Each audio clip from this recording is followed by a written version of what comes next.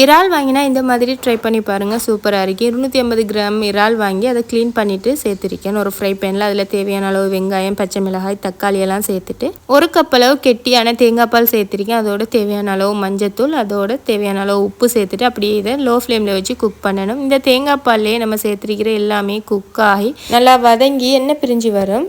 So இதுக்காக நம்ம extra ஆயிலெல்லாம் சேர்க்க தேவையில்லை. தேங்காய் பால்லே குக் ஆகி நல்லா ஃப்ரை ஆகிறதால இதோட டேஸ்ட்டுமே ரொம்ப சூப்பராகவும் டிஃப்ரெண்ட்டாகவும் இருக்கும்.